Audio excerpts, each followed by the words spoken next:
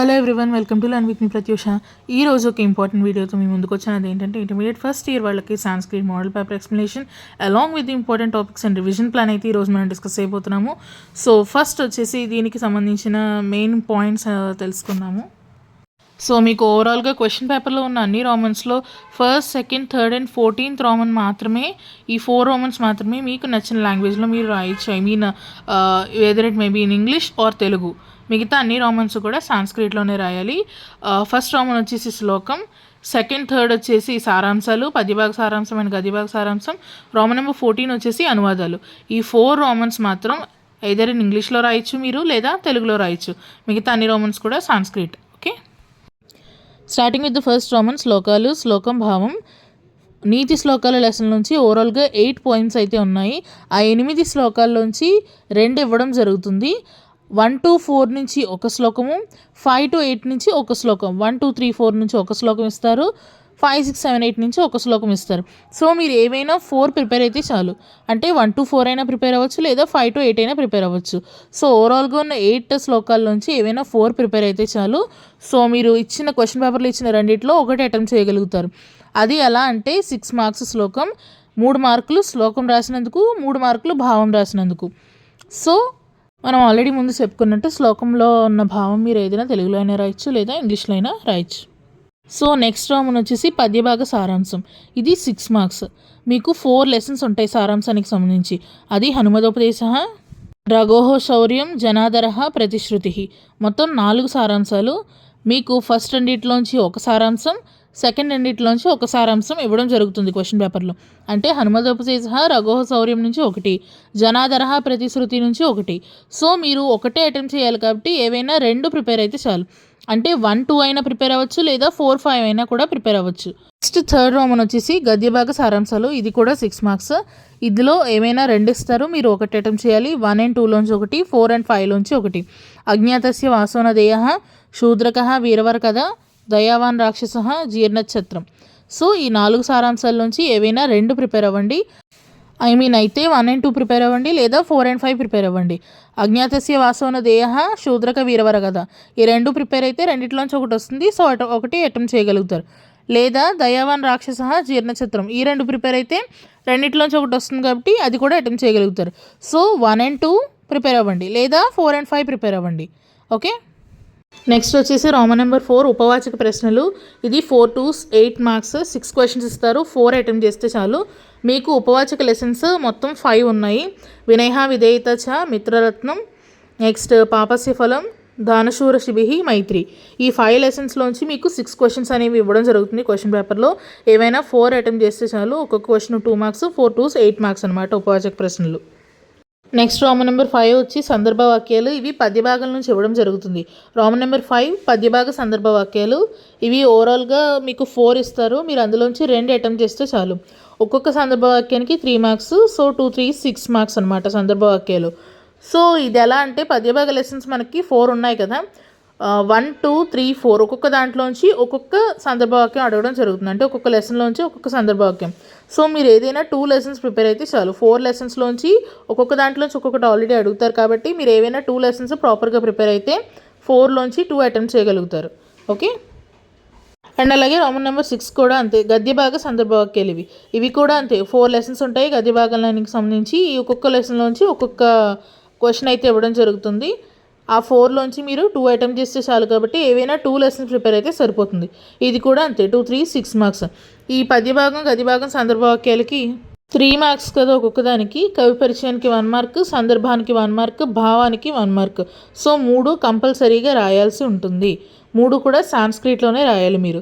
సందర్భవాక్యాలు కొంతమంది తెలుగులో రాయొచ్చా, ఇంగ్లీష్లో రాయొచ్చా అని అడుగుతున్నారు. ఇన్ కేస్ లాస్ట్ మినిట్లో మీరు ప్రిపేర్ అవ్వకపోతే అప్పుడు రాయండి. ఎందుకంటే ముందు మనకి ఇచ్చిన ఇన్స్ట్రక్షన్స్లో నేను చెప్పిన ముందు ఆ 4 రోమన్స్ తప్ప మిగతా అన్నీ కూడా సాంస్క్రిట్లోనే అటెంప్ట్ చేయాలని ఉంది. ఒకవేళ ప్రిపేర్ అవ్వకపోతే ఇంకా 1 month టైం ఉంది కాబట్టి సాంస్క్రిట్లోనే ప్రిపేర్ అవ్వండి. ఒకవేళ ప్రిపేర్ అవ్వకపోతే అప్పుడు you can write in your own choice. Next Roman number 7 లఘు ప్రశ్నలు. ఇవి పద్యభాగానికి సంబంధించిన క్వశ్చన్స్ ఉంటాయి. మొత్తం 5 lessons కదా మనకి. థర్డ్ లెసన్ కూడా ఇందులో యాడ్ అవుతుంది, నీతి శ్లోకాలు. అంటే ముందు మనం సందర్భవాక్యాలకు కానీ లేదా సారాంశాలకు కానీ పద్యభాగం లెసన్స్ అంటే 4 వచ్చాయి. ఇందులో థర్డ్ లెసన్స్ కూడా యాడ్ అవుతాయి. క్వశ్చన్స్ కదా 2 mark 1 mark క్వశ్చన్లో థర్డ్ లెసన్స్ కూడా యాడ్ అవుతాయి. అదేంటంటే నీతి శ్లోక, పద్యభాగానికి సంబంధించిన థర్డ్ లెసన్ నీతి శ్లోక. సో ఓవరాల్గా పద్యభాగంలో ఉన్న 5 లెసన్స్లోంచి మీకు 6 క్వశ్చన్స్ అనేవి ఇవ్వడం జరుగుతుంది. అందులో మీరు 3 అటెంప్ట్ చేస్తే చాలు. సో ఇవి లఘు ప్రశ్నలు, 2 మార్క్ క్వశ్చన్స్ అనమాట. నెక్స్ట్ రోమన్ నెంబర్ 8 వచ్చి గద్య భాగానికి సంబంధించిన లఘు ప్రశ్నలు, 2 మార్క్ క్వశ్చన్స్. ఇందులో కూడా అంతే, గద్య భాగంలోని థర్డ్ లెసన్ మూర్ఖ పండిత కథ అనేది యాడ్ అవుతుంది. సో అలాగా ఓవరాల్గా 5 లెసన్స్లో ఉన్న 2 మార్క్ క్వశ్చన్స్లో 6 క్వశ్చన్స్ అనేవి మీ క్వశ్చన్ పేపర్లో ఇవ్వడం జరుగుతుంది. ఆ 6లోంచి మీరు 3 అటెంప్ట్ చేస్తే సరిపోతుంది క్వశ్చన్ పేపర్లో. ఒక question 2 marks, 3 to 6 marks. Next 9th Roman వచ్చేసి పత్రం, లెటర్ అనమాట. Letter 5 marks. సో మీకు 2 లెటర్స్ అనేవి ఇవ్వడం జరుగుతుంది క్వశ్చన్ పేపర్లో. ఏదైనా 1 అటెంప్ట్ చేస్తే చాలు. మీకు ఓవరాల్గా సిలబస్లో ఉన్నవి 4 లెటర్స్. ఆ 4 లెటర్స్లో 1 and 2లోంచి ఒకటి ఇస్తారు, 3 and 4లోంచి ఒకటి ఇస్తారు. సో మీరు ఏదైనా ఒక్క సెట్ ప్రిపేర్ అయితే సరిపోతుంది. అంటే ఐదర్ 1 and 2 ప్రిపేర్ అవ్వండి, లేదా 3 and 4 ప్రిపేర్ అవ్వండి. సో 2 లెటర్స్ ఓవరాల్గా సిలబస్లో ఉన్నవన్నీ ప్రిపేర్ అవ్వాల్సిన అవసరం లేదు. ఏవైతే అవసరమో, ఎంతవరకు అవసరమో అది ప్రిపేర్ అయితే చాలు. ఆల్రెడీ మనకి చాయిస్ ఉంది కాబట్టి 1 and 2లోంచి ఒకటి ఇవ్వడం జరుగుతుంది లెటర్, 3 and 4లోంచి ఒకటి ఇవ్వడం జరుగుతుంది. సో ప్రిపేర్ అయిన 1 set. Next Roman number 10. Roman number 10 వచ్చి శబ్దాలు. ఇవి 12 మార్క్స్కి అనమాట.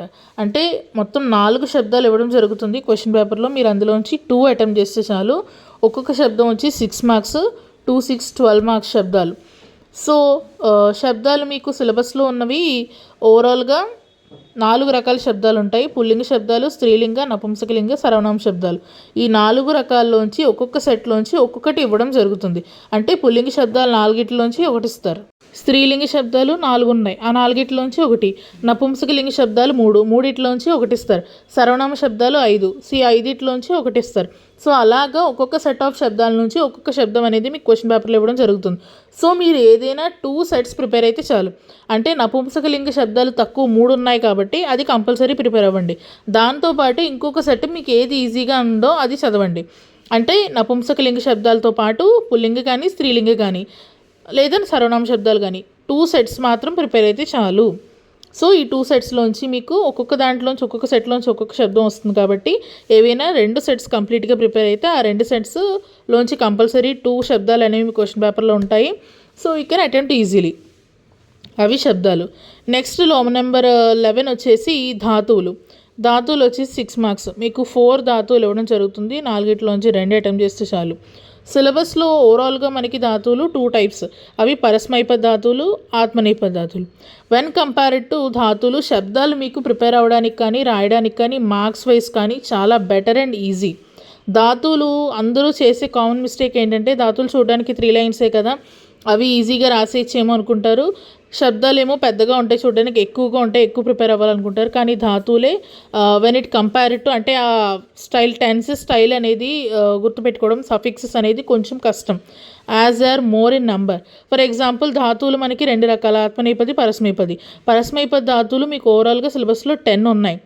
ఆత్మనేపదాలు సిలబస్లో 5 ఉన్నాయి. సో అవి 10, ఇవి 5, మొత్తం 15 రకాల ధాతువులు 5 టెన్సెస్లోనూ గుర్తుపెట్టుకోవాలి. 5 టెన్సెస్లోనూ ప్రిపేర్ అవ్వాలి. వర్తమానే లట్, లోట్, లంగ్, విధిలింగ్, రుట్. సో ఈ 5 టెన్సెస్లో కూడా మీరు ఆ 15 ధాతువుల్ని ప్రాక్టీస్ చేయాల్సి ఉంటుంది. So now when it's compared to ధాతువులు, శబ్దాలు అనేవి చాలా ఈజీ. అండ్ అలాగే ఇది కొంచెం ప్రిడిక్ట్ చేయలేమన్నమాట. చాయిస్ అనేది ఎలా ఇస్తారు, 50-50 అయినా ఉండొచ్చు. అంటే పరస్మైపదిలోంచి 2, ఆత్మనేపదిలోంచి 2 ఇవ్వచ్చు. లేదా పరస్మైపద ధాతువులు ఎక్కువ ఉన్నాయి కాబట్టి అందులోంచి 3, ఆత్మనేపదిలోంచి 1 ఇవ్వచ్చు. సో యూ కాన్ ప్రిడిక్ట్ అనమాట. మై ఆప్షన్ ఈజ్, అంటే 100 మార్క్స్కి ప్రిపేర్ అయ్యేవాళ్ళు, 100 మార్క్స్ కావాలనుకునే వాళ్ళు కంపల్సరీ అన్నీ ప్రిపేర్ అవ్వాల్సి ఉంటుంది. నెక్స్ట్ రోమన్ నెంబర్ 12 వచ్చి సంధి విఘటయత్. రోమన్ నెంబర్ 12 and 13 వచ్చి సందులు మీకు 2 రోమన్స్గా ఇవ్వడం జరుగుతుంది. 12th వచ్చేసి సంధి విఘటయత్. అంటే ఇచ్చిన పదాన్ని స్ప్లిట్ చేయాలి, అంటే విడదీసి సంధి పేరు ఏంటో రాయాలి. అది 6 ఇస్తారు. 6లోంచి మీరు 3 అటెంప్ట్ చేస్తే చాలు. 2, 3, 6 మార్క్స్ అనమాట. ఒక్కొక్క దానికి 2 మార్క్స్. సో మీకు ఓవరాల్గా సిలబస్లో 6 సందులు ఉన్నాయి. ఒక్కొక్క దాంట్లోంచి ఒక్కొక్క సంధిలోంచి ఒక్కొక్క ఎగ్జాంపుల్ ఇవ్వడం జరుగుతుంది. సవర్ణ దీర్ఘ సంధి, గుణసంధి, వృద్ధి సంధి, అనాదేశ సంధి, ఐవాయావదేశ సంధి, పూర్వరూప సంధి. ఒక్కొక్క దాంట్లోంచి ఒక్కొక్కటి ఇస్తారు ఎగ్జాంపుల్. మీరు ఒక్కొక్క క్వశ్చన్ ఇస్తారు.